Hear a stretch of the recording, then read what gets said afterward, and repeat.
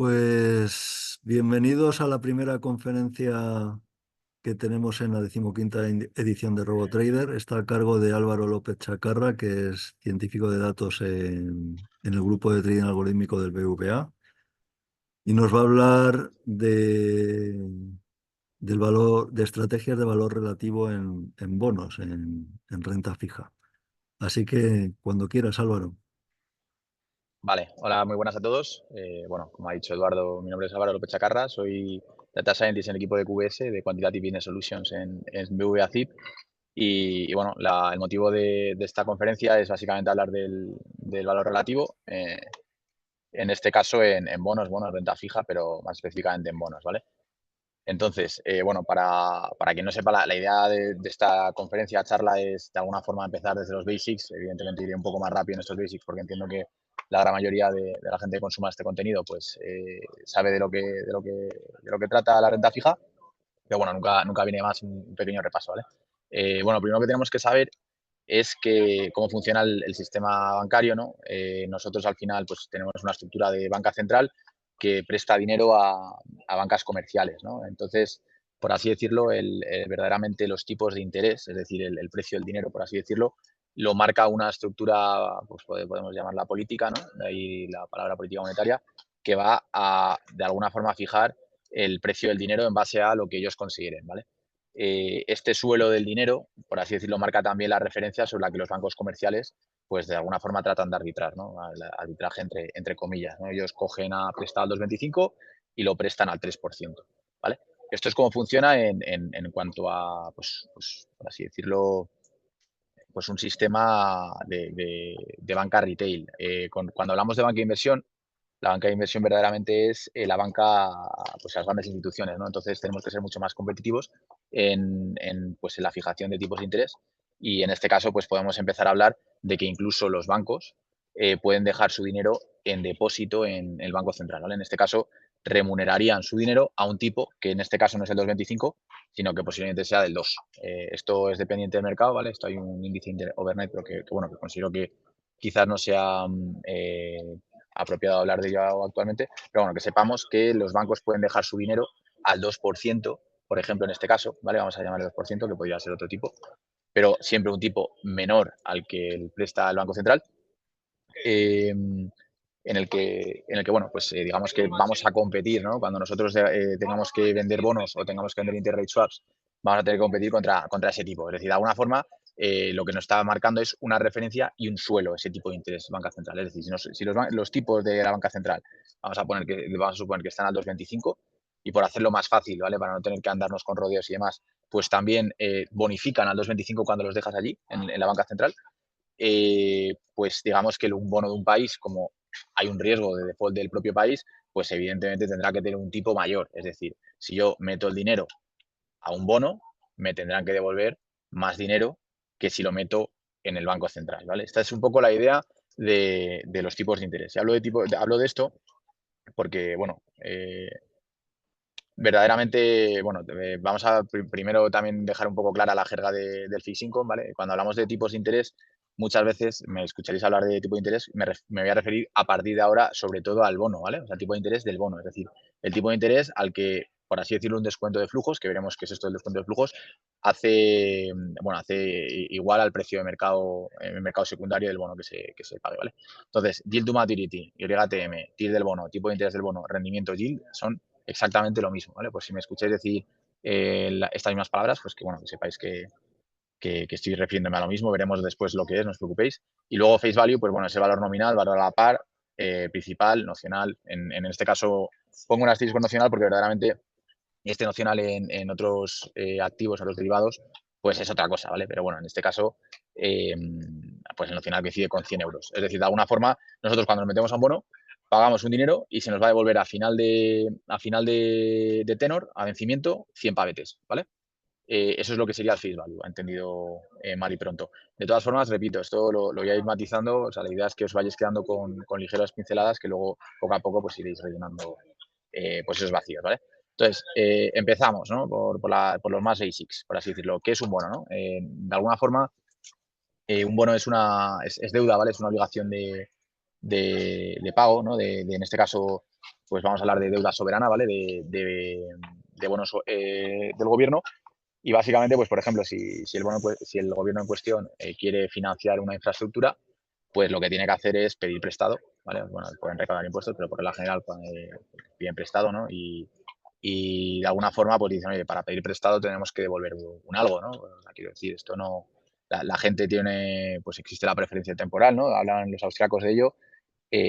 Tú quieres dejar pasta a cambio de que en un futuro te devuelvan más dinero, porque para empezar vas con un riesgo y segundo, oye, yo me quiero gastar mi dinero hoy porque te lo voy a dejar a ti para que me lo devuelvas en una serie de meses en la misma equivalencia, ¿no? Oye, devuélveme un poquito de pasta, ¿no? Entonces esto es un poco como funciona, ¿no? El bond investor que podríamos ser nosotros o puede ser un cliente institucional, deja 100 pavetes a lo que es el gobierno y el gobierno en este caso, pues en 5 años te va a devolver un principal más una serie de intereses, ¿vale?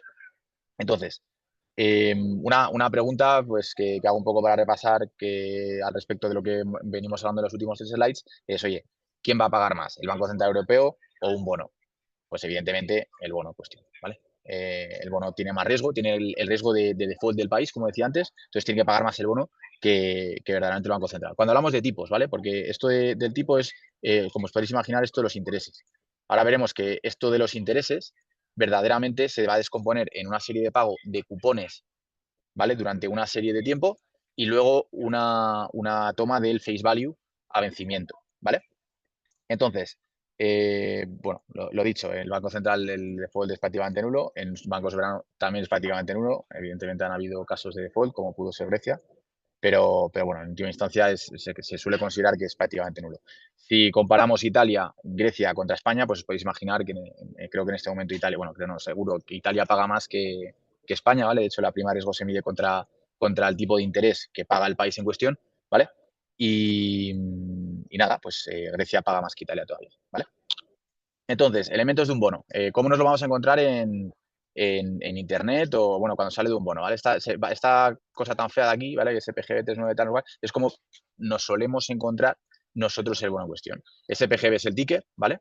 SPGB pues es el ticket de España. 3,9% es el cupón, que hablaremos ahora de lo que es el cupón que paga ese bono. 30 de julio de 2039 es el vencimiento. Euro, pues os podéis imaginar que es euro. Y ES000 es el leasing, ¿vale? Que es el número de identificador que bueno, que tiene una lógica detrás que creo que no viene al uso el explicarla, pero bueno, que sepáis que podéis encontrar esto bueno, si ponéis en Google el bono en cuestión, pues os sale a través del leasing o podéis ir un poquito más a los datos típicos del bono, ¿vale?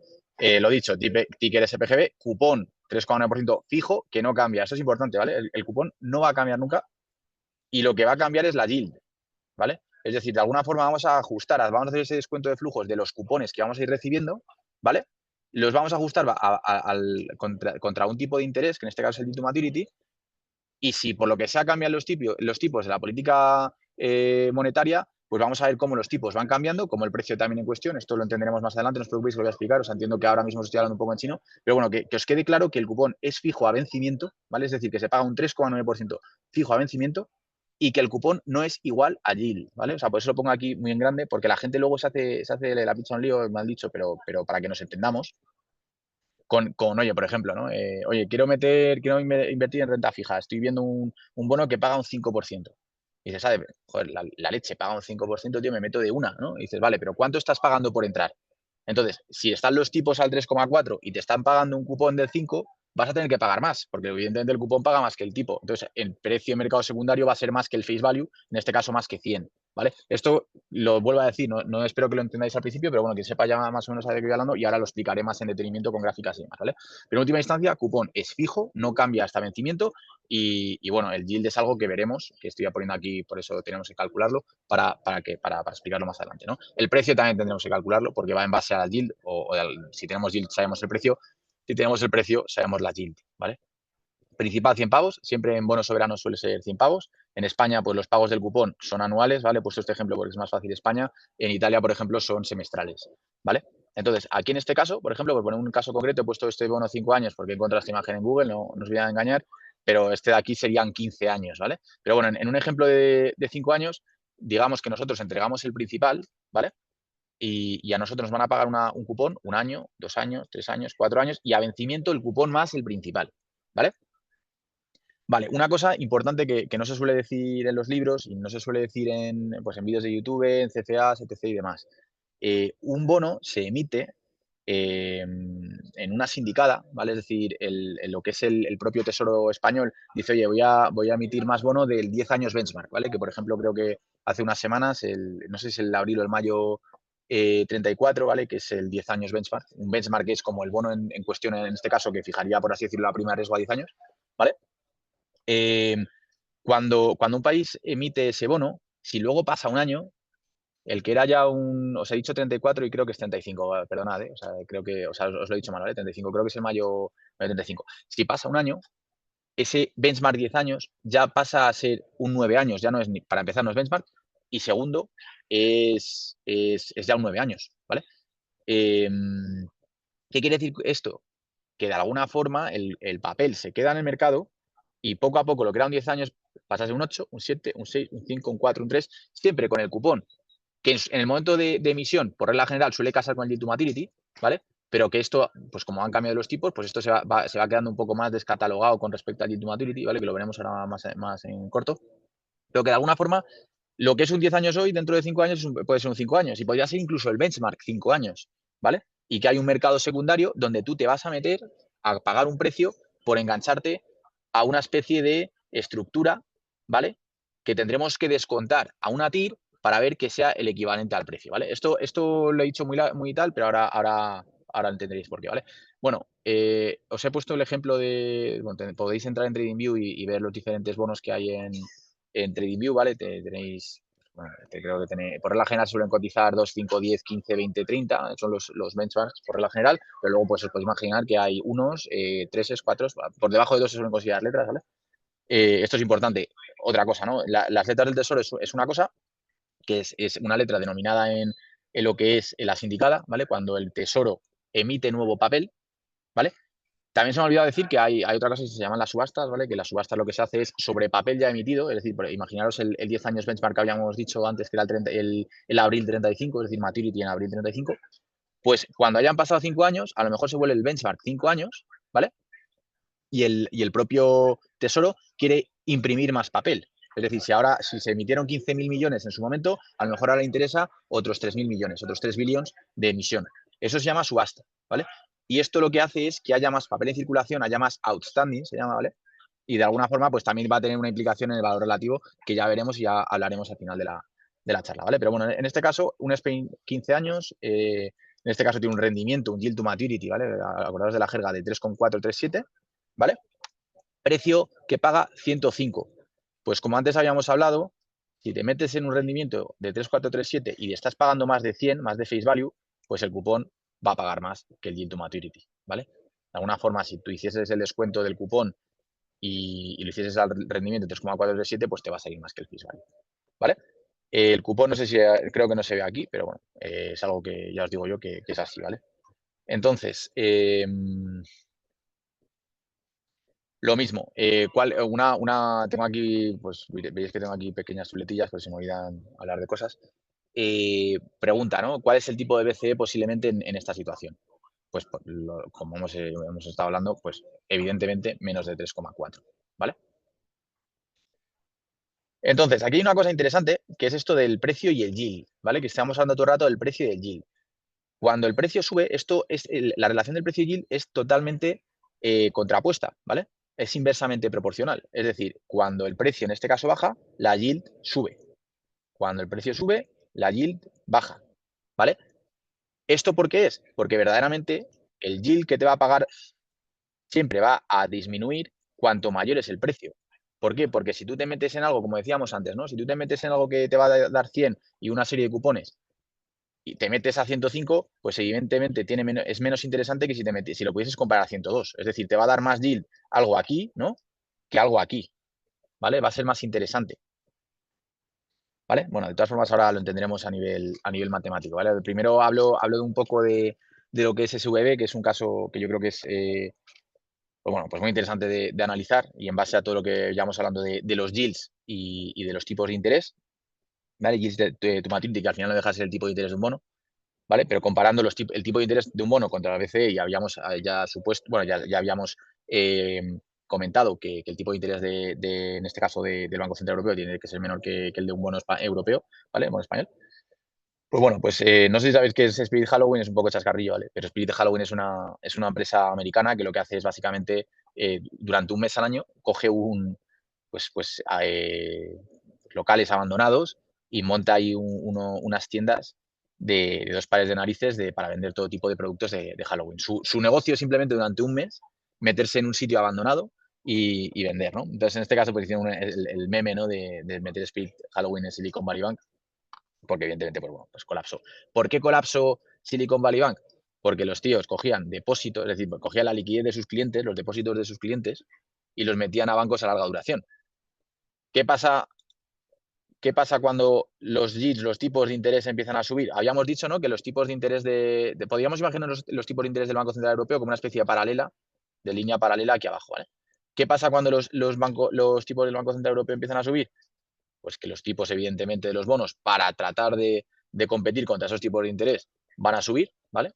Siempre tenemos que pensar que España, el tipo de interés de España es spread libre de riesgo más un spread spread de default, vamos a llamarle, ¿vale? Spread libre de riesgo, pues se suele decir que es el Bund, que es el 10 años alemán. Pero bueno, esto ya es muy...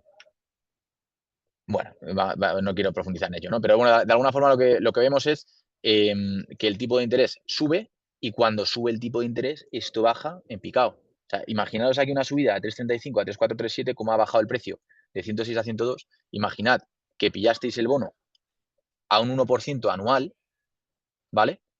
Imaginaros la hostia que se pegó el SV Bank, ¿vale? O sea, todo lo que tenían en cartera, con el picazo que pegaron los tipos de que no sé, bueno, no sé si tengo una imagen más adelante, creo que no, pero bueno, se puede ver cómo a partir, creo que es de 2023, hay un rally de subida de tipos que prácticamente todos los intermedios de banca central pues empezaron a subir, ¿vale? Pues ves cómo pasa no lo estoy diciendo de memoria, ¿no? Pero a lo mejor pasa de un 1,5 o 2 a un 4,25.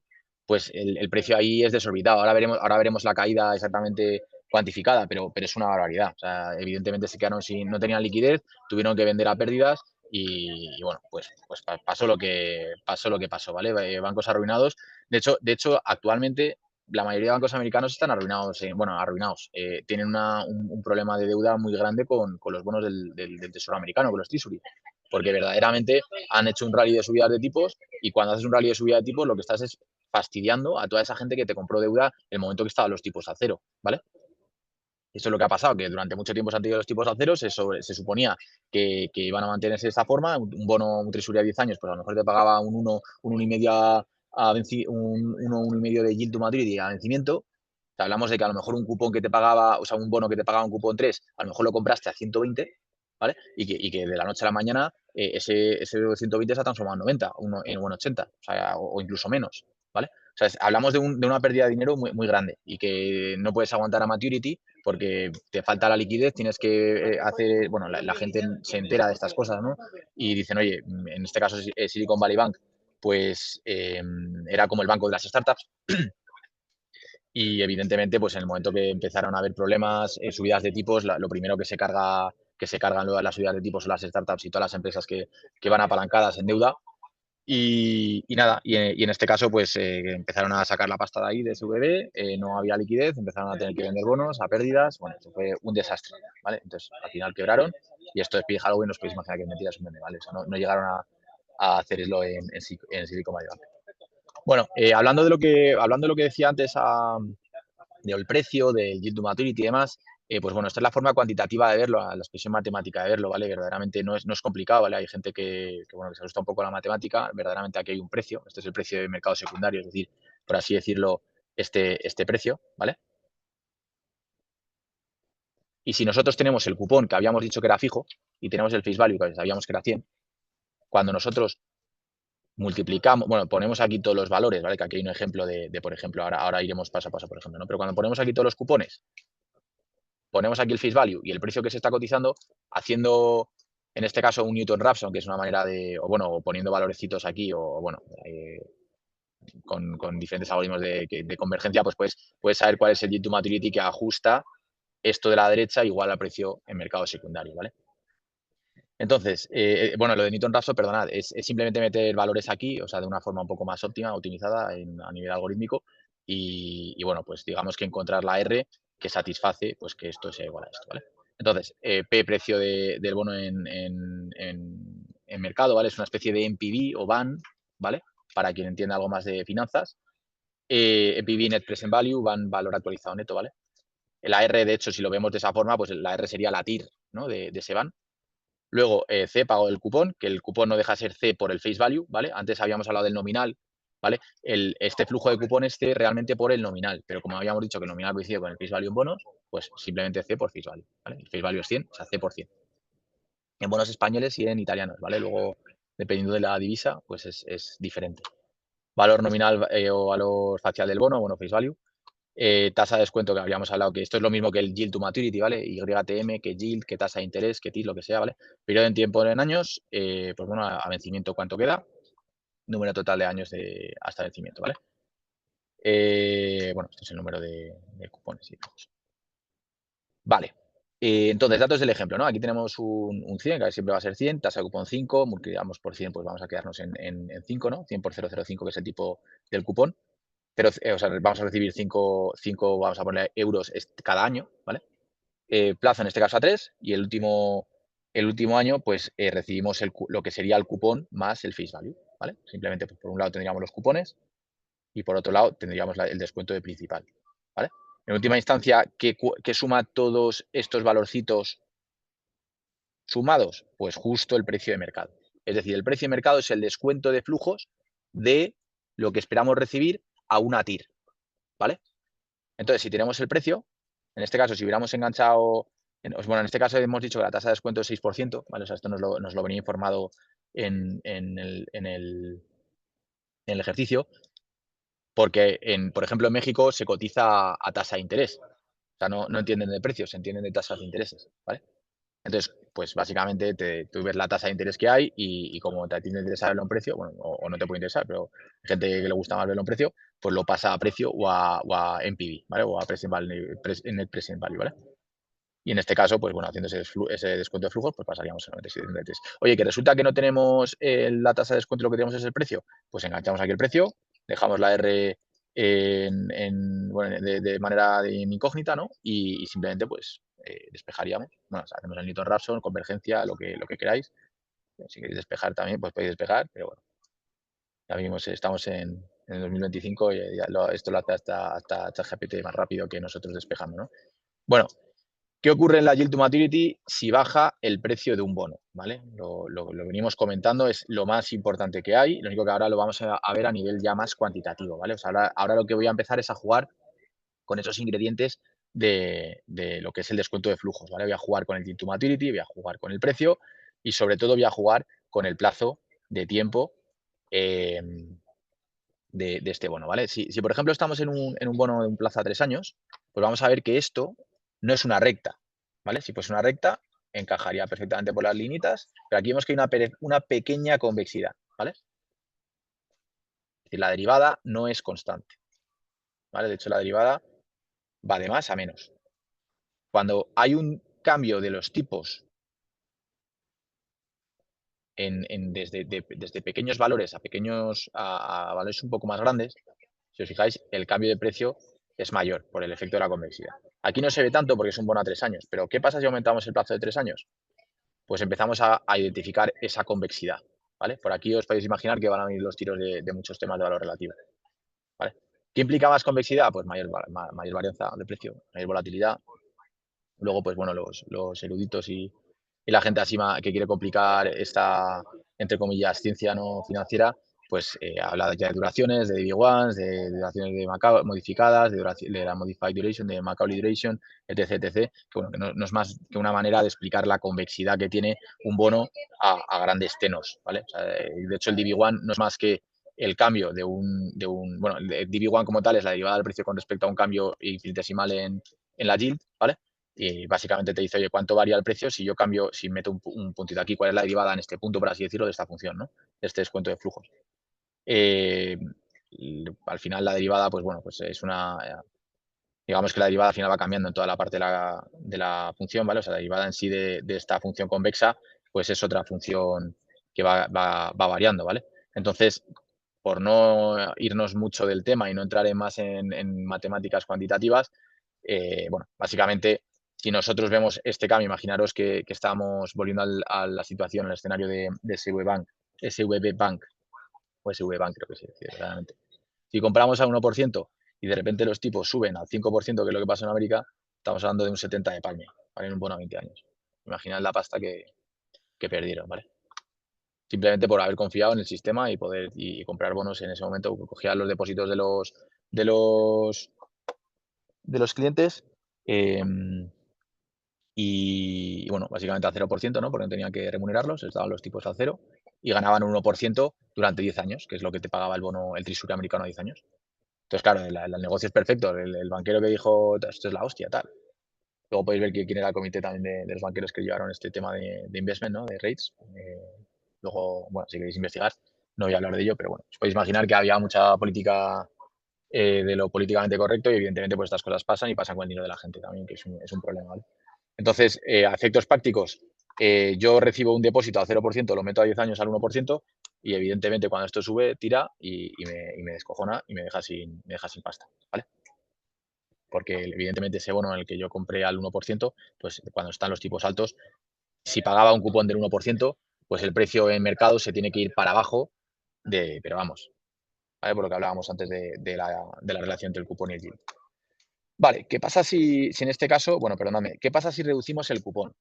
Pues bueno, si reducimos el cupón, simplemente lo que ocurre es la convexidad se mantiene de alguna forma, ¿vale? Si nos fijamos de todas formas, vemos cómo se va aplanando la curva, es algo que no he comentado antes, pero bueno, vemos cómo se va aplanando la curva y lo que pasa cuando hay un cupón menor, pues lo único que pasa es que se traza una línea paralela a un menor NPV, ¿vale? Entonces, pregunta, ¿cómo pintaríamos a ojímetro un cupón 3? Pues si esta es la cupón 2, o sea, la cupón 5 y esta es la cupón 2, pues podéis imaginar que paralela por aquí. Vale. Bueno, esto aquí, primera cosa que os voy a enseñar un poco a nivel de lo que hacemos en nuestro departamento, en la parte de trading algorítmico, pues bueno, utilizamos un filtro de Kalman, que es literalmente rocket science, ¿vale? Porque utilizamos al final un algoritmo que se utiliza para señales y de alguna forma lo que tratamos de hacer es reducir todo ese ruido de high frequency que ocurre tanto en bonos, ¿vale? En bonos no hay un estimador como tal de precio, no hay un mercado real de LOB, o sea, hay un interbancario, pero el LOB, el Limit Order Book de este interbancario está muy abierto, es decir, el bid y el offer están muy separados, no están cerquita del mid price, por así decirlo, si vais a una acción, me lo invento, cualquiera, imaginaros Google, no sé el precio actualmente de Google, os podría, bueno, estoy viendo aquí que Arthur Gallagher está a 314,01, que lo estoy viendo aquí en la pantalla, pues esa acción como tal vende a 314,02 y compra a 314. O sea, quiero decir, el bid offer está muy, muy justo a lo que sería el mid price, ¿vale? Esto en bonos a lo mejor lo que ocurriría es que sería 314, bueno, 315 contra 313. No es exactamente así, pero bueno, que hay una diferencia en el bid offer, ¿vale? En el spread entre el bid y el ask muy, muy grande, ¿vale? Otra cosa, jerga, ask y offer es lo mismo, ¿vale?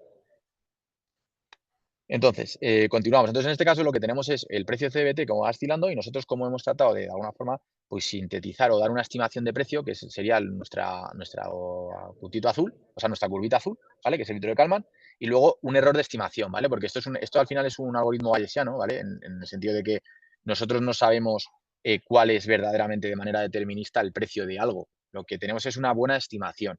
Bueno, una estimación que puede ser mejor o peor, ¿no? En este caso, pues la estimación en este caso parece que es mejor y aquí en este pues podemos ver que no es tan buena como esperamos y por eso se abre lo que sería el error de estimación, esta bandita azul, ¿vale? Esto es un algoritmo que lo que nos permite es, primero, tener un mid price un poco más fino. Aquí, por ejemplo, si veis, aquí hay, pues, por ejemplo, más incertidumbre, ¿no? Metemos bastantes inputs en este algoritmo para ver cuándo crece y cuándo decrece, ¿no? Pues, por ejemplo, trades, cómo está el bid offer de CBT, cómo está el bid offer de VMO y demás información, ¿vale? En última instancia, pues bueno, lo que tenemos es un predictor determinista con un error de estimación. Ese error de estimación lo podemos meter luego en el modelo y de alguna forma pues tener un riesgo de volatilidad a corto, ¿vale? O sea, es una manera de meter un estimador y meterlo de forma continua o coherente, ¿no? En luego un pricer de bonos que, bueno, no es el caso de esta charla, pero bueno, que también pues podríamos hablar en otro momento del market maker que tenemos en el BVA. Evidentemente hay cierta información que me tengo que guardar, ¿vale? A nivel más de precisión, ¿no? De qué hacemos exactamente y las estrategias que utilizamos para estimar en este filtro de calma, pero bueno, el filtro de calma como tal es un benchmark en la industria, sobre todo en estimación de precios bueno, que realmente, digamos, en variables latentes, ¿no? Donde no sabes exactamente, no es observable el precio como tal, ¿no? O sea, esto es una fuente de precios que podría estar mal perfectamente. O sea, esto es un composite de Bloomberg que es una muy buena estimación, pero puede estar mal perfectamente. ¿Vale? De hecho, hay veces en el mercado que esto se queda pillado y el interbancario sube y se te queda descolgado el precio CBT, incluso te podrían llegar a arbitrar. ¿Vale? Vale.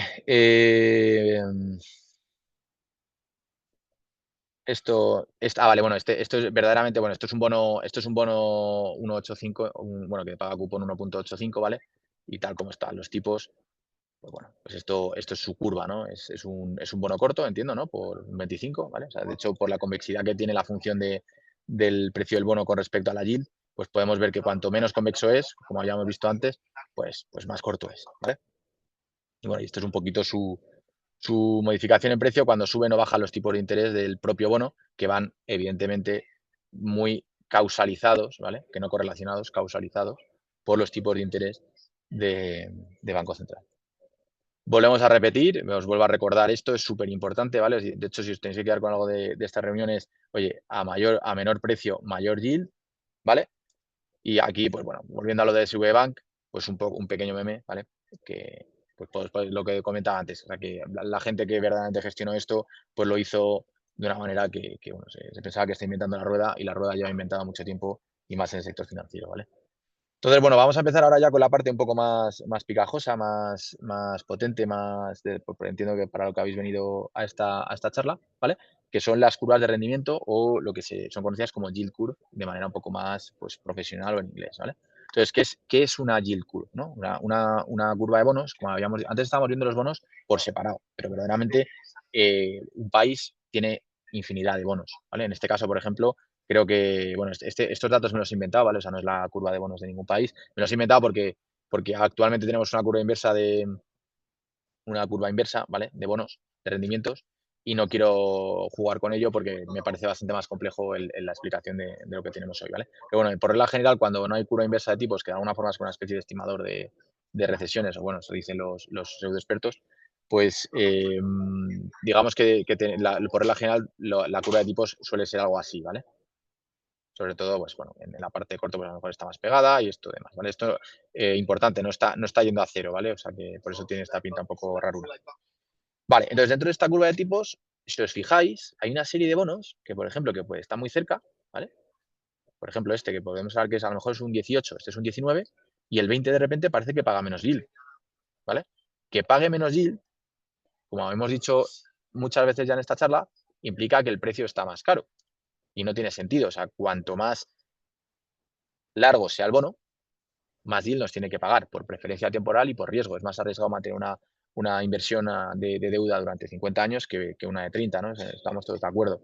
Y una de 19 y una de 20, pues es más peligrosa, ¿no? Vamos a llamarla de 20. Y además, vas a tener el dinero parado durante un año más. Es decir, ¿cuál es el sentido de que este bono esté así? Y ya os digo, los bonos son idiosincráticos. O sea, de alguna forma, lo que comentábamos antes, hay una emisión de papel, ¿vale?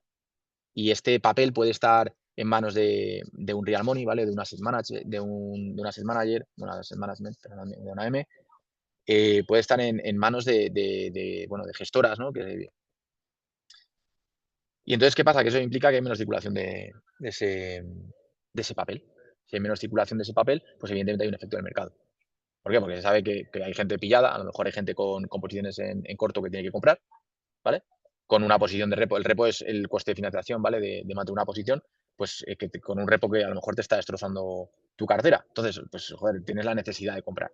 Los dealers, los market makers lo saben, o sea, ya os digo yo que aquí la gente que hay está muy preparada y evidentemente esto le saca beneficio a ellos, o sea, sabe lo que hay. Y por lo general todos en trading, pues bueno, hay una persona aquí con mucha experiencia que verdaderamente lo que dice es de los traders, pues bueno, lo que tienen que hacer es bueno, digamos, es un poco broma un poco así de tal, que evidentemente no es real, ¿no? Pero en una entrevista de trabajo a un trader se debería preguntar si le robaba dinero de pequeño a sus padres, ¿no? O sea, ahí vas a saber si es un buen piratilla y es un buen tío, un tío que sabe hacer dinero, ¿vale? O sea, el trader no tiene que ser tan cuantitativo, sino que tiene que ser más un frutero, entendámonos.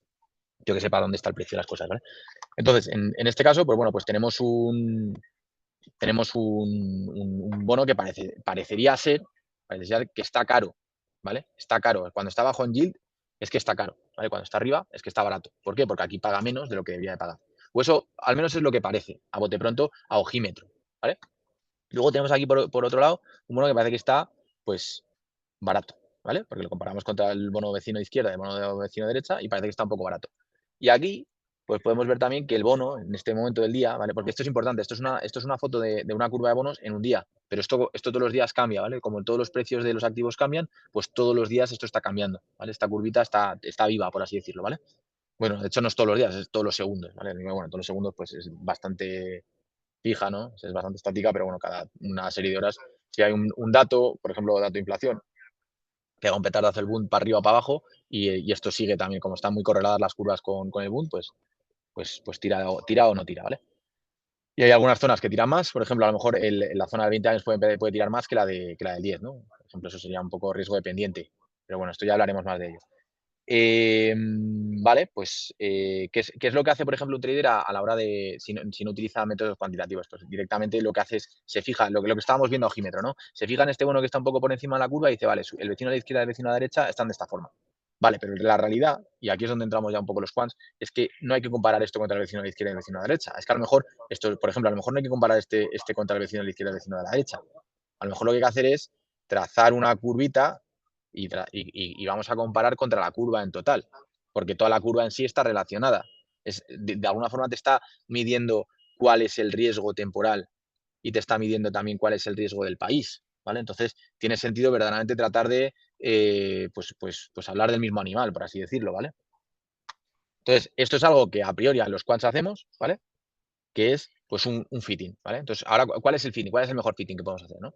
Pues podemos ver cómo, en este caso, el spline cúbico, pues si lo he overfiteado aposta, ¿vale? Evidentemente, pero bueno, si tú haces un spline de esto, pues puedes coger y hacerte una curva perfecta, ¿no? Y aquí podrías decir, oye, si no tengo el precio de este punto en el 20, me lo invento, en el 24,5, pues digo, es este el precio, ¿vale? Pues nos podemos imaginar que en un spline cúbico pues no hay ni buenos caros ni baratos, porque está todo totalmente fiteado con respecto a los datos observados en mercado, ¿vale? Esto es una patata, ¿vale? Y de hecho lo he puesto así un poco a posta porque hay gente que hace un spline cúbico menos overfiteado o con un penalty de Lasso, de Rich o bueno, un penalty cualquiera o en la estimación de los parámetros, pues le mete ese penalty, ¿no? Y ese prior, realmente si lo miramos desde un poco bayesano, y dice que está bien, bueno, podría decir que está bien, pero a efectos prácticos es una regresión que no tiene ningún tipo de concepto, o sea, de concepto económico o financiero o de sentido de negocio, ¿vale? Es un tema matemático puro y duro, un fiteo y que sea lo que Dios quiera, ¿vale? Bueno, ya veremos cuáles son los fittings más acondicionados a curvas de bonos, ¿vale? Luego otra manera de hacerlo pues sería una regresión polinómica, grado 4, que bueno, de alguna forma tendría ese efecto del que hablábamos con una penalty. Aquí ya podríamos hablar de una curva con mayor sentido, ¿no? De alguna forma más smooth, ¿no? Más lo que buscamos, ¿no? Que verdaderamente lo que esté por encima de la curva, pues podríamos decir que está barato y lo que está por debajo está caro, ¿vale? Por ejemplo, bueno, pues podemos ver con respecto a esta curva, que está muy, muy caro, ¿no? Y bueno, pues está muy barato con respecto a la curva, ¿no? Este más caro también. ¿Qué es lo que se utiliza como a modo de benchmark en bonos? Al principio se utilizaba la Nelson Siegel, que es la curvita roja que vemos, que como vemos no fitea del todo bien las curvaturas, ¿vale? O sea, ahora os enseño, bueno, os enseño, yo creo que se puede enseñar. Pues la Nelson Siegel como tal, pues tiene, digamos, estas vetas, que de alguna forma lo que está capturando es el nivel, tipos de interés, ahora os explico lo que es, ¿vale? La pendiente y la curvatura, ¿vale? Y luego tiene pues un parámetro de cómo pues digamos, cómo se adapta esa curvatura y esa pendiente a la curva, ¿vale? Con respecto al tiempo. Pero bueno, de alguna forma lo que te está diciendo es el nivel son los tipos, es decir, por ejemplo, si mañana suben los tipos de interés en el Banco Central Europeo, ¿vale? Y mañana se hace efectivo el tipo de cambio, que bueno, que suele ser a la semana o a los 6 días, pues lo que pasaría es que si le han subido, por ejemplo, 50 puntos básicos, ¿vale? Que es un 0,5%, es decir, imaginaros que estarían al 2 y nosotros estamos a 2,5, si tenemos un spread de default de 0,5, ¿vale?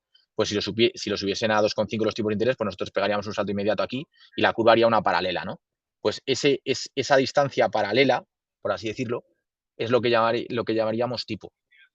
La pendiente es, pues, el cómo fluctúa la parte del 10 con respecto, por ejemplo, a la... Perdona, esto no es el 10, esto es la parte del 30 con respecto al 10, ¿vale? La pendiente que hay, la preferencia temporal, ¿no? Que podemos ver que a medida que se hace más grande, más largo el bono, pues digamos que se va aplanando, ¿vale? Y luego hay una curvatura, que es de hecho lo que hace que esto se aplane, ¿no? Si esto fuese totalmente proporcional, pues tiraría, ¿no? Pero es más curva, ¿no? Es decir, de alguna forma hay ese riesgo de curvatura que bueno, que también podría haberoslo explicado antes bueno, podría explicároslo digamos que, bueno, me voy a atrever a decíroslo, por lo menos para que os suene, sobre todo los que hayáis estudiado o os hayáis atrevido a meteros en un libro de bonos y os lo hayan explicado con formulaciones matemáticas. De alguna forma, tú cuando haces la derivada en un punto de la curva, volvemos a la curva de precios, ¿vale? De lo que será el descuento de flujos y cambios de tipo de interés, cambios de precio con respecto al cambio de tipos de interés, ¿vale?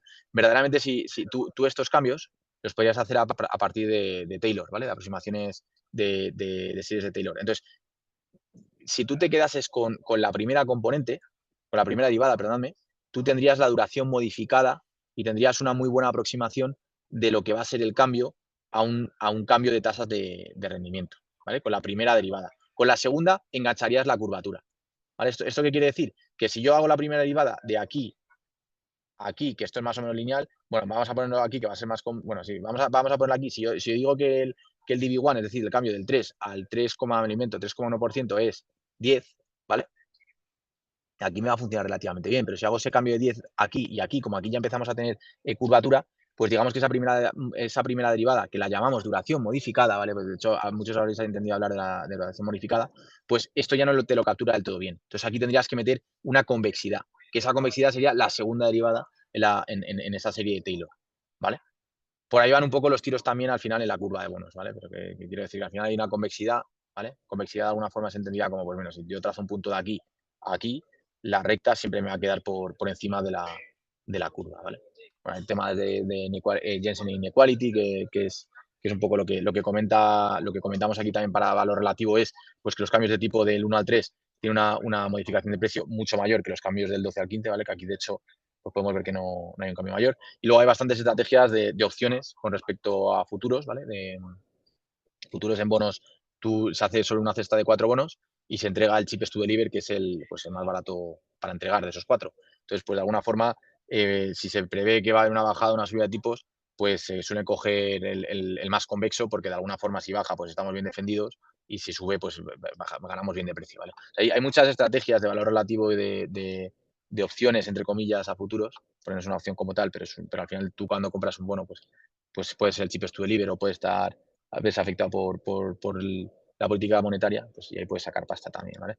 Y en instancia tampoco quiero marearos, pero que de alguna forma sepáis, y el que sabe pues entenderá un poco de lo que estoy hablando y seguramente le rellene algunos surcos, algunos huecos, que posiblemente al leer un libro quant pues muchas veces quedan un poco como que parece que hay que entenderlo de manera matemática y es complicado, pero en la realidad, en la práctica, no es más que pegarse contra una función convexa, o sea, no es nada complicado, ¿vale? Bueno, esta es la NS y esta es la NSS, ¿vale? Nelson Sigel Svensson. La Nelson Sigel Svensson tiene un problema, entre comillas, que es que, oye, que puede overfitear más, ¿vale? Efectos prácticos, pues bueno, es la que se utiliza a nivel benchmark bueno, a partir de 2011, es la que se empieza a utilizar en todos los sitios, bueno, pues en todos los sitios que pretenden estar a la vanguardia de estas técnicas cuantitativas, ¿vale? Pero, por ejemplo, en Bloomberg, pues si vas a Bloomberg, te meten spline cúbicos, quiero decir, o sea, ahí te dan opciones a escoger lo que tú consideres, ¿vale? O sea, hay traders que funcionan con un spline cúbico y, bueno, les funciona. Al final, todo el trading es muy relativo y tiene mucho que ver con la suerte, por mucho que haya gente que se sesgue a pensar que sabe más que el mercado, ¿vale? Entonces, bueno, hablando del Nelson Sigel Svensson, básicamente lo he dicho, ¿no? Aquí vamos a tener una serie de más hiperparámetros. Más hiperparámetros al final implica mayor fitting a la curva, solo que estos hiperparámetros, en lugar de ser simplemente un polinomio y una serie de variables, pues son verdaderamente, pues digamos que hay lo que hablábamos, ¿no? Nivel, hay un hiperparámetro que te dice el nivel, otro hiperparámetro que te va a decir la pendiente, otra curvatura, luego pues otros hiperparámetros que te van a ayudar a ajustar bien ese aplanamiento de la curva, ¿no? Vale, entonces, antes he dicho que cada día había una foto distinta de observaciones en mercado, ¿vale? Es decir, por ejemplo, esto podría ser el día de hoy, esto podría ser el día de mañana, esto es el de pasado, ¿vale? Si os fijáis, hay bonos que se mantienen, otros bonos que suben, ¿vale? Pues bueno, el bono que podría ser barato hoy, vamos a suponer que hoy es este primer día, o bueno, vamos a hablar del primer día mejor que más fácil. En variación 1, este bono, pues perfectamente aquí podría estar caro, ¿vale? Es decir, ha habido como una especie de reversión a un sitio, ¿no? O sea, de 5,5, perdón, de 5,6 parece que ha bajado a 5,5, ¿no? O incluso este bono que estaba aquí a 5,4, pues parece que ha subido un poquito, ¿no? O bueno, no lo sé, la verdad es que me estoy tirando un poco el visto. Pero bueno, podéis ver que en la estructura de la curva hay una serie de bonos que están por fuera aquí, en esta primera variación, y en la segunda variación hay otros. Y la variación 3, pues este que se ha descolgado a 5,4 y parece ser que es el más barato de toda su zona, ¿vale? De hecho, posiblemente sea el más interesante, ¿vale? Podéis imaginar que este bono habría que tratar de comprarlo si queremos aguantarlo a vencimiento, ¿vale? Esto es una de las primeras cosas que empezamos a ver nosotros, ¿vale? De hecho, con respecto a la curva de antes de la Nelson Signes Benson, pues podríamos empezar a catalogar que todo lo que esté por encima de la curva verdecita, ¿vale? Va a estar barato y todo lo que esté por debajo va a estar caro, a efectos de mercado. Evidentemente, pues lo que esté más o menos encima, pues posiblemente no, ¿vale? Pero si vemos un punto que está bastante lejos, o por lo menos que sea significativa la lejanía, como puede ser este, pues nos va a interesar el por lo menos estudiarlo, ¿vale? Por lo menos ver el repo que paga, ¿no? Porque a lo mejor pues el repo tiene influencia en que esto esté sobrecomprado en este caso, ¿vale? El precio está aquí muy arriba, está caro. Recordad, yield to maturity bajo, precio alto y viceversa, ¿vale? Yield to maturity alto, precio bajo, ¿vale? Entonces, pues este está sobrepagado. Como está sobrepagado, pues a lo mejor hay que venderlo, hay que poner una posición corta, ¿vale? Entonces, pues lo dicho, ¿no? Hay cada día es una foto distinta, entonces esto es un problema, porque entonces no podemos tener una Nelson Sigel estática, no hay una Nelson Sigel que nos diga cuál es el bono caro y cuál es el barato, ¿no? De alguna forma, pues vamos a pintar la Nelson Sigel y nos van a pasar, nos va a tirar esto, ¿no? Nos va a tirar esto, nos va a tirar esto por aquí, nos va a tirar esto por allá. Por cierto, he cogido la Nelson Sigel porque es la más fácil de alguna forma de fitear y creo que es la que da bueno, si tienes una Nelson Sigel Svensson, de alguna forma fitearía excesivamente bien y lo que quiero es ver cómo hay pues valoración, ¿no? Valor relativo en los ciertos bonos, ¿no? Por ejemplo, aquí podríamos detectar uno, aquí podríamos detectar otro, ¿vale? Pero claro, si siempre hay una foto muy distinta y siempre hay una curva distinta, ¿qué es lo que podemos hacer, no? Y aquí es donde quizás empieza un poco la magia un poco más creativa, que es, oye, ¿qué pasa si lo que hacemos es todos los días hacemos una lesión Sigel-Svensson y todos los días hacemos una pequeña resta del bono en cuestión contra esa referencia? Es decir, en este bono, si hiciésemos un seguimiento de este bono, pues la Nelson Sigel Benson, vamos a ver que está en 5,1 y esto está en 4,9. Pues la resta aquí sería 0,2. Volveríamos a este bono, que me lo voy a inventar que va a ser este ahora mismo, ¿vale? O bueno, podríamos incluso hacer un análisis de 30, pero bueno, da igual. Era este, ¿no? 31. Entonces vamos a decir que es este. Pues más o menos aquí la diferencia empieza a ser 0,19. 30 años aquí. Joder, pues aquí está ya pegada la curva. Ya estamos hablando de que la diferencia antes era 0,20, 0,19, ahora resulta que es 0,5, 0,05, perdonadme. Si os fijáis, la diferencia con respecto a lo que es la curva es diferente en cada momento. ¿Por qué? Porque la foto cambia y la Nelson Siguen Svensson, que es un fitting de esos puntos, también está cambiando. Pero de alguna forma, esa NSS nos está dando la información de toda la curva, de toda la preferencia temporal, de todo el nivel de la pendiente y la curvatura, ¿vale? Entonces, como nos está dando toda esa información, parece ser que es una buena referencia sobre la que estimar. Ahora la calcularemos también de forma variable, de la misma forma que varían también los puntos. Y lo que vamos a hacer es una diferencia de lo que es la Nelson Sigel y el dato observado, ¿vale? De esa forma vamos a tener una serie temporal diaria, ¿vale? Bueno, digamos que aquí está mejor explicado, ¿no? Pues bueno, lo que haríamos aquí sería la resta con respecto al punto verde, es decir, esta línea amarilla es lo que veremos en esto, ¿no? O sea, esta es la línea amarilla que veíamos, ¿no? La Nelson Sigel Svensson, en este caso sería la 0, y vemos cómo este puntito va fluctuando, y siempre con respecto a, en este caso, bueno, media de la serie, aquí veríamos una media de la serie y la media de Nelson Sigel Svensson.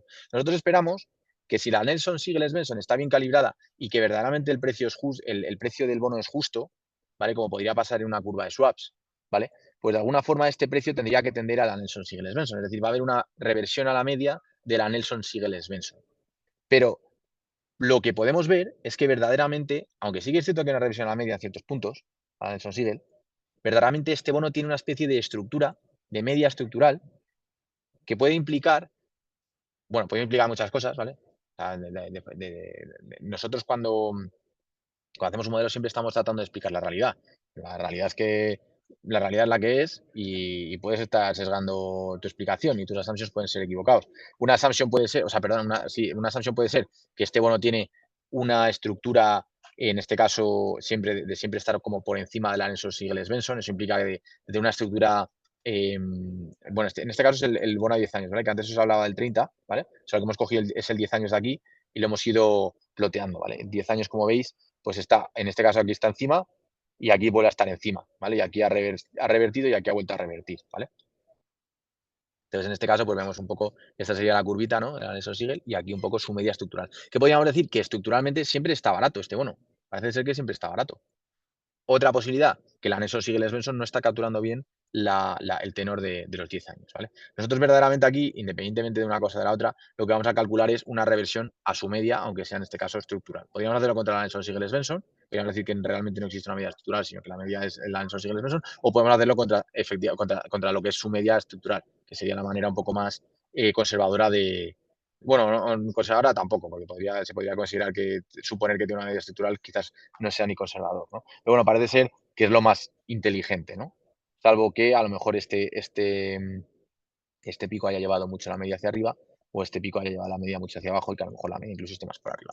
Pero bueno, en última instancia lo que tenemos es la curva, o sea, lo que es la referencia y luego cómo ha ido pivotando nuestro punto por encima y por debajo. Y luego la estructura de lo que sería la serie temporal, ¿vale?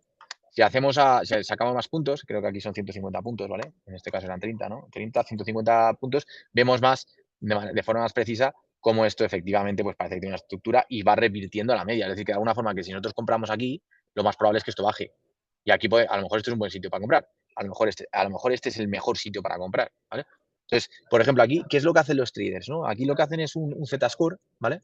Que no deja de ser, pues decir, oye, cuando esté 1,96 desviaciones estándar fuera de la media, compramos, ¿vale? Entonces, aquí está el tema también un poco cuantitativo, donde nosotros podemos meter valor sobre esta serie temporal, que ahora es donde voy a dar un salto mortal, ¿vale? Que es, oye, si nosotros vamos a lo que es una franja estadística de intervalo de confianza del 95%, que es lo que sería una 1,96 Standard Deviations, ¿vale? Nosotros, ¿por qué 1,96 y no 1,95? ¿Y por qué por qué no 1?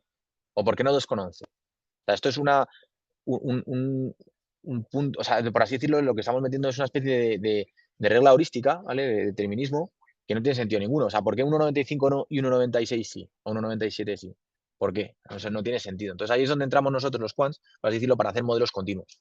Un modelo continuo, de alguna forma, lo que trata es de interpretar el mercado y dar información al siguiente modelo, ¿vale? Y que el modelo en última instancia haga el mejor pricing con respecto a una distribución, que saque una distribución probabilística, ¿no? O sea, que es tu media, ¿no? Tu mejor estimación, ¿vale? Bueno, si estamos hablando de una gaussiana, ¿no? Tu media, que sería tu mejor estimación, y luego una varianza de lo que sería tu incertidumbre, ¿vale? A nivel de estimación, ¿vale? Pero bueno, en este caso lo que es importante ver que efectivamente hay una regresión a la media. ¿Qué podríamos hacer aquí? ¿Vale? Bueno, antes de entrar al proceso de Stimulus. Vale, hay gente que antiguamente, bueno, y actualmente, pues fitea un random forest y dice, pues voy a fitear un random forest y me hace un modelo de machine learning que fite de puta madre este ruido, porque esto no deja de ser ruido, ¿vale? Es ruido gaussiano, ¿vale? Ruido gaussiano es que es totalmente aleatorio, impredecible. Hay cosas que no son predecibles, hay cosas que no tienen estructura, es simplemente ruido, ¿vale? Pero hay gente que se empeña en overfitear el ruido, pues bueno, pues genial. Quien quiera hacer eso, de hecho, es una técnica del Data Scientist Junior muy, muy cotidiana, vamos a decirle, el tratar de overfitear el ruido. Y es evidentemente más problema que una solución, ¿no? De hecho, es posiblemente mejor decir, oye, esto es un residuo, ¿no? Fitear una regresión lineal y dejarlo como residuo, que verdaderamente hacer un random forest y querer matar moscas a cañonazos y que encima tengas un mal desempeño y que no entiendas porque tenga bastante efecto de black box, ¿vale? Pero bueno, en última instancia, si tú haces un random forest y fiteas de puta madre esta esta serie temporal, a lo mejor sacas hasta un feature, que es la velocidad de reversión, ¿vale? Y esa velocidad de la reversión te va a dar hasta un parámetro y vas a decir, hostia, esto parece ser que tira. O en función de condicionamientos de mercado, pues parece ser que voy a tener una velocidad de reversión distinta. Vale, parece ser que tira. De hecho, cuando yo entreno mi modelo Random Forest, como ya va a pasar en el pasado, en el histórico, pues posiblemente te tire de puta madre. Pero a partir de hoy, que es cuando empezamos a jugarnos el dinero, pues no da ni una. ¿Por qué? Pues porque has overfiteado en tus datos históricos y has overfiteado ruido. Como es ruido y es totalmente aleatorio, pues no se puede fitear, es ruido, aleatoriedad. No puedes atajarlo de esa forma, no puedes atajarlo con un modelo Machine Learning determinista, ¿no? De alguna forma, ¿no? O bueno, que trata de ser determinista. ¿Vale? Aunque le pongas una penalti, también posiblemente salgas mal parado. ¿Vale? Conclusión, ¿qué es lo que utilizamos nosotros los quants? Pues hay un proceso que se llama el de Ostei-Uhlenbeck. Lo que utilizamos, ¿vale? De todas formas, son ecuaciones diferenciales estocásticas, ¿vale? Que bueno, de alguna forma lo que tratan de hacer es, bueno, en finanzas cuantitativas se supone que el mercado es aleatorio, ¿vale? Lo que veníamos comentando antes, que parece que es una buena hipótesis. También se suele pensar que el precio que hay actualmente es el mejor precio que tenemos, la mejor estimación de precio es la que tenemos actualmente, es decir, la estimación de precio para mañana es la que tenemos hoy, ¿vale? Y que bueno, que resulta que todos los días, pues bueno, si nosotros de alguna forma quisiéramos interpretar con una ecuación, ¿vale? Porque estas ecuaciones, pues luego puedes jugar con ellas, ¿no? Pero si a través de una ecuación quisiéramos interpretar qué es lo que ocurre en la realidad del mercado, siendo humildemente, siendo humildes en esa elaboración de búsqueda de interpretación de la realidad, pues digamos que de alguna forma es como, oye, pues la mejor estimación es lo de hoy, imaginaros bueno, en un movimiento browniano geométrico, bueno, en un proceso browniano simplón, pues al final el mejor precio sería lo que es el precio hoy más un error, ¿vale? Más un residuo totalmente aleatorio. Es como si fuese, por así decirlo, un precio, nos fuésemos a una distribución gaussiana y cogiésemos un valor totalmente aleatorio, como si nos pusiéramos una función en Python y dijésemos, métele un valor aleatorio entre 0 y 1, ¿vale? Entonces el precio de hoy es 99, mañana es 100, mañana es otra 99, pasa mañana a lo mejor es 99,2, entonces tú tendrías una serie temporal totalmente aleatoria. Y si volvieses a hacer el mismo for loop, por así decirlo, a volver a hacer el mismo proceso, pues lo que tendrías es un camino aleatorio totalmente distinto.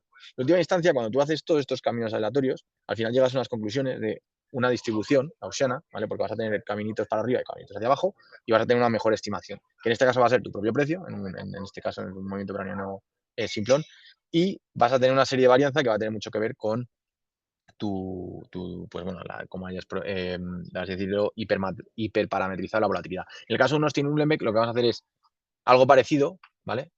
A nivel estocástico, pero digamos que va a tener un proceso de reversión a la media, ¿vale? Aquí es donde vamos a enganchar la media. Y vamos a tratar de overfitear, perdóname, de estimar estos hiperparámetros, en este caso la Z, ¿vale? Que es el valor más importante de esta ecuación diferencial estocástica. Y a partir de esta teta, ¿vale? Empezar a sacar rédito de este fitting de esta ecuación diferencial estocástica, ¿vale?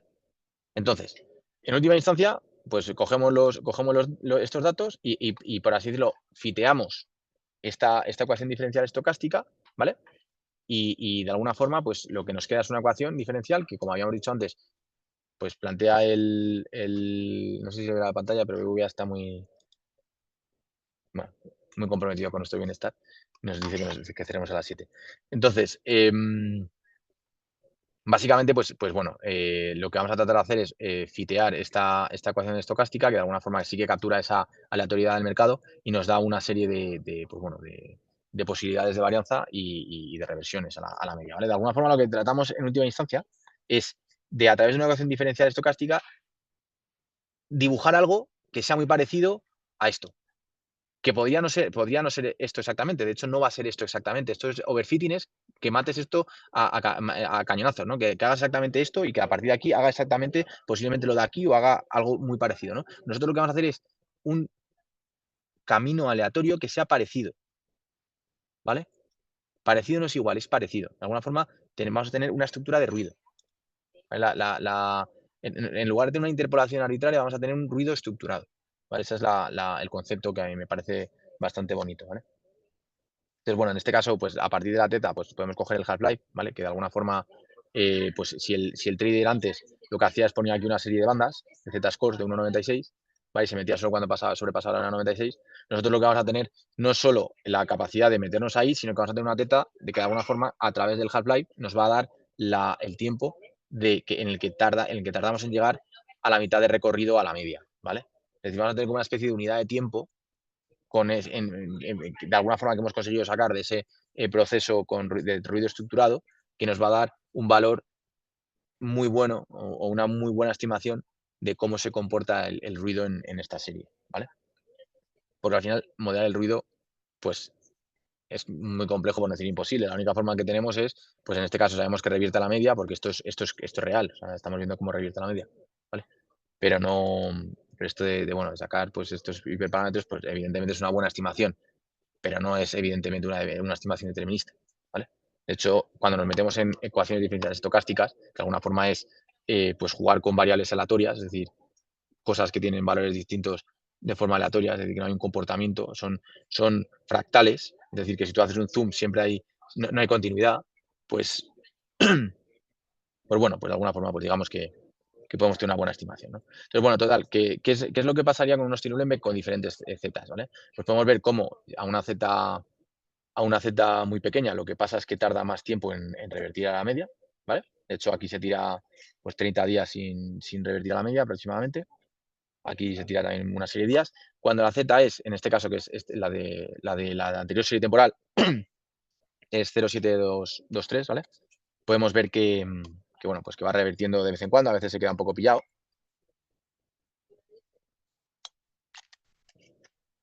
Por ejemplo, podemos ver cómo aquí se ha quedado una serie de días pillado, mientras que cuando le metes una Z un poco más grande, lo que ocurre es que hay más reversiones continuas, ¿vale? Más rapidez en esas reversiones, ¿vale? Entonces, si nosotros fiteamos esta ecuación con nuestros datos, lo que tenemos es esto, ¿vale? Diferentes simulaciones.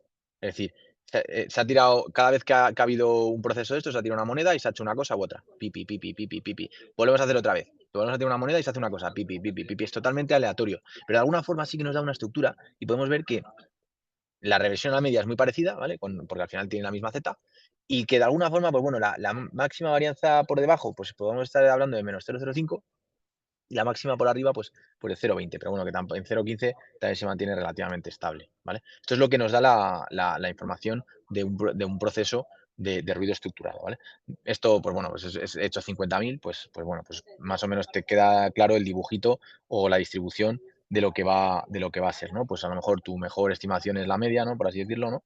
Y luego, pues tu varianza pues aquí es más probable que ocurran las cosas, ¿no? Porque es más denso, hay más colorcito, y aquí pues empieza a ser menos probable que ocurran varianzas de menos de 0,10, ¿vale?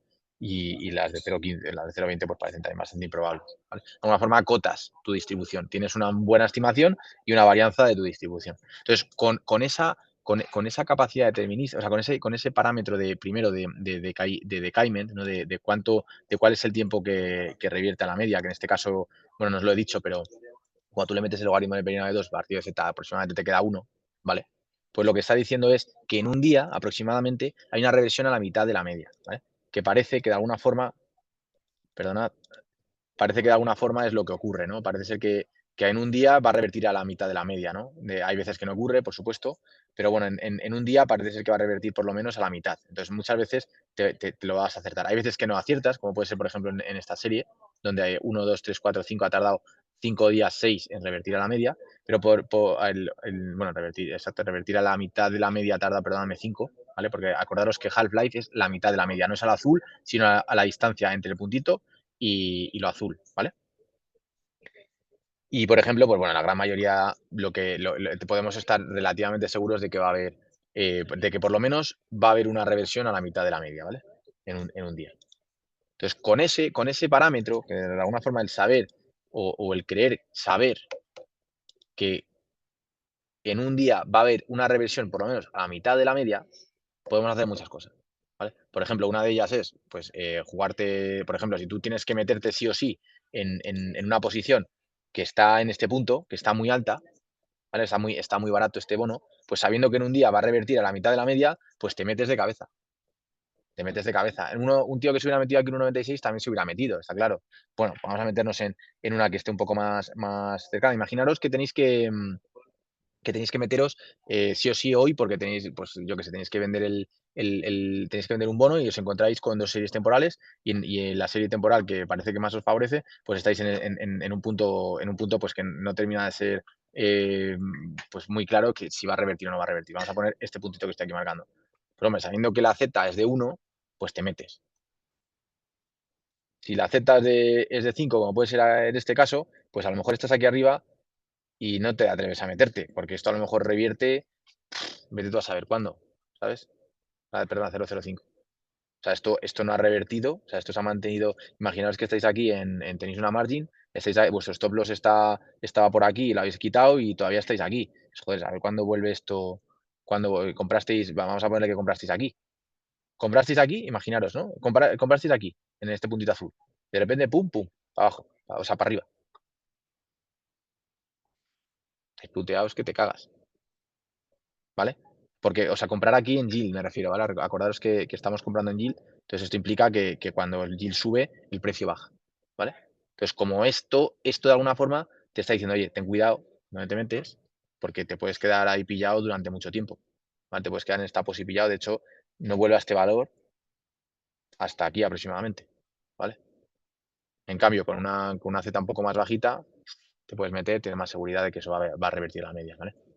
Entonces, uno de los valores cojonudos de la Z que a través de un proceso de Austin-Uhlenbeck que no captura bien un modelo Machine Learning y que tampoco captura bien pues el Z-score de 1,96 Standard Deviation porque de alguna forma no te está dando el tiempo de decayment, ¿vale? O sea, esto es un hiperparámetro que se puede utilizar en muchas cosas. De hecho, pues, por ejemplo, imaginaos si estáis en portfolio management y tenéis que coger una posición, tenéis un coste de repo asociado de financiamiento a esa posición y queréis salir de esa posición en 10 días, pues ahí una cosa que podéis hacer es fijaros en la Z, ¿no? También. O sea, quiero decir, esto de alguna forma es una unidad que te va a permitir el tener una gestión de cartera en trading pues más, pues probabilísticamente más fundamentada, ¿vale? Bueno, volvemos por concluir un poco la presentación, ¿vale? Porque, bueno, también esta Z, el motivo de la presentación era llevaros hasta la curva NSS, el proceso de Austin-Uhlenbeck, y, bueno, en última instancia, presentaros lo que es la Z y el Half-Life, ¿vale? Y deciros, bueno, explicaros que al final, pues, el Half-Life podéis hacer muchas cosas, entre ellas, pues esta gestión de cartera, ¿vale? Y que luego pues podéis incluso utilizar, imaginaros que vosotros sois market makers, ¿no? Y queréis utilizar y empezáis a recibir requests de precios, ¿no? Que es una RFQs, ¿no? Request for quotes. Oye, pues si vosotros sabéis que recibís, me lo invento, una media de 5 RFQs con un median volume de 1.000.000, pues a lo mejor podéis hacer una especie de optimización teniendo en cuenta el precio que te dura en cartera ese bono, ¿vale? Porque a lo mejor si solo te recibes 5 RFQs y 5 RFQs de 1.000.000, es decir, 5 millones al año, perdón, al año, al día, y tienes, luego vas a dar un spread que se ajuste a esas RFQs, un spread es un fee. Bueno, aquí estoy yéndome a otro tema. Pero bueno, de alguna forma, nosotros, por ejemplo, al final metemos esta curva de bonos en nuestro modelo de market making y, y bueno, pues es nuestro modelo de valor relativo a la hora de dar un spread, un fee, ¿vale? Tenemos un mid price y le vamos a dar o un spread a la venta o un spread a la compra para comprar nosotros más barato. Pues en ese spread, ¿por qué vas a dar un céntimo? ¿Por qué vas a dar 1,1? ¿Por qué vas a dar 1,3? Bueno, tenemos en cuenta una serie de, mm, de situaciones de mercado. Perdona que esté hablando un poco más parado, pero no quiero tampoco, o sea, se me ha dicho que no puedo decir muchas cosas por confidencialidad, que es algo totalmente entendible, ¿vale?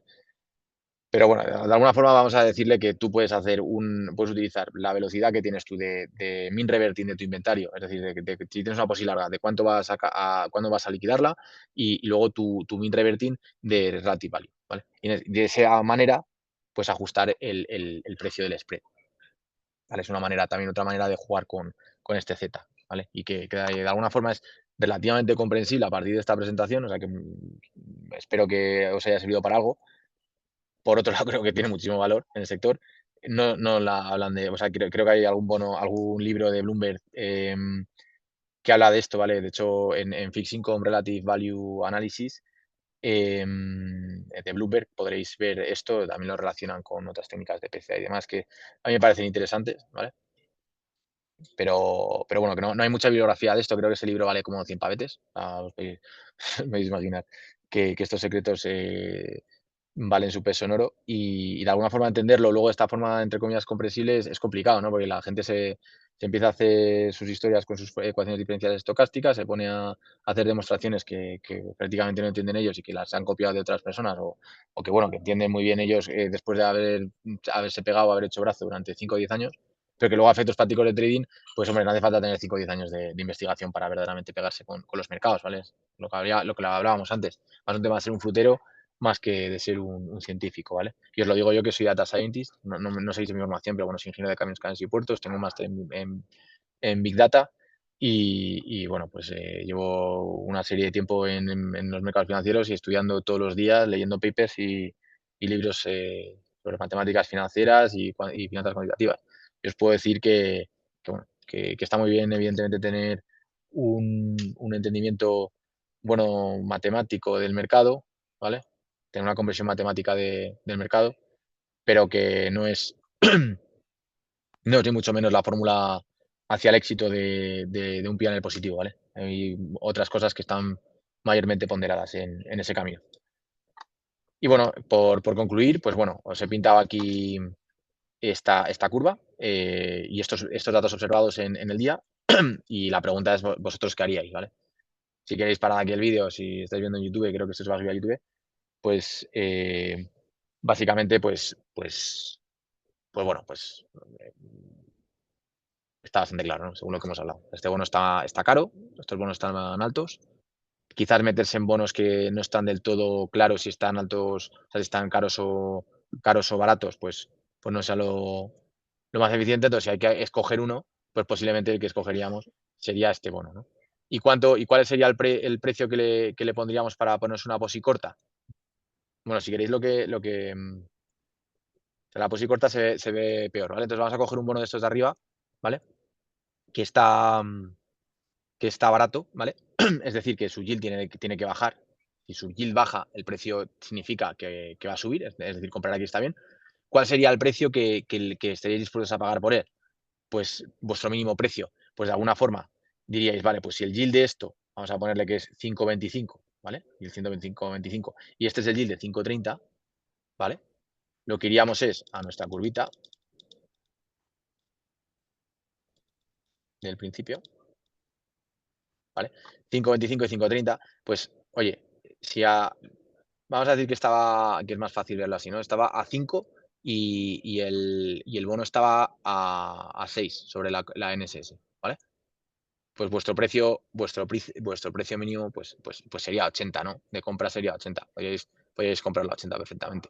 Evidentemente esto en microestructura de mercado, pues os podéis imaginar que los tipos, o sea, esto baja pipos, es decir, de 5 a lo mejor se mueve a 5,01, o sea, las diferencias entre la curva y lo que es el dato observado en sí, pues no suele ser más grande de 2 o 3 puntos básicos y cuando suele ser así es porque el repo está o muy caro o muy barato o dependiendo de la posición si es larga o corta o pues que ese bono está muy pedido, por ejemplo, el 64 español, que es un 39 años ahora mismo, ese bono no lo tiene nadie, o sea, está stripeado, no lo tiene nadie, de hecho es un bono súper ilíquido, entonces, pues quien lo tiene sabe que si alguien está pillando esa posi, se lo puede vender a precio de oro, ¿vale? Entonces ese bono está caro con respecto a la curva, o sea, hablamos de un bono, ¿vale? Que a lo mejor está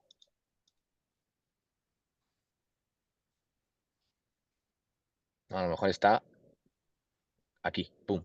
No tiene ningún tipo de sentido de negocio si fuésemos inversores retail, ¿vale? Pero bueno, a nivel inversores institucionales, pues bueno, hay aseguradoras y demás que tienen que ir a esos tenors y como entran sobrepagados, pero estiman que esto no debería de moverse en la dirección contraria, pues bueno, o bueno, es lo que hay. O sea, eso ya, el por qué se paga o no, es a veces muy complicado de explicar. Y es el tema de los bonos, que son muy idiosincráticos, ¿vale? Entonces, bueno, con esto doy por finalizada lo que es la conferencia. No sé si tenéis alguna pregunta al respecto.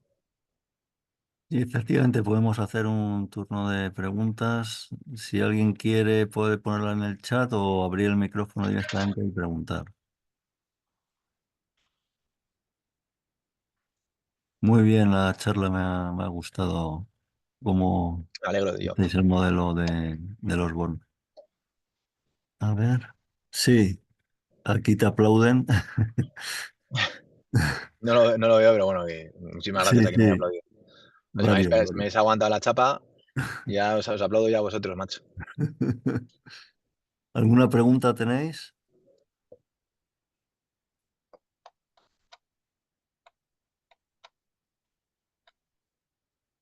Vale, si no, en cualquier caso, chicos, si ahora no os apetece o tal, agregadme a LinkedIn, ¿vale? Álvaro López Chacarra, como estoy agregado.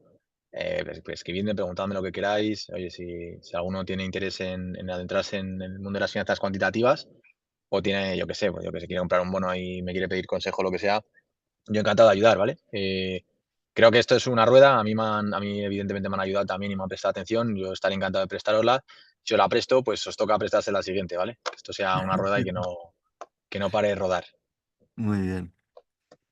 Pues ¿vale? no Pues parece nada, así oye. que haya muchas preguntas. Juan José Martínez Mansa dice espectacular, muchísimas gracias. Muchas gracias, Nacho. Gracias a Y, vosotros. y Elena te dice muchas gracias, Álvaro.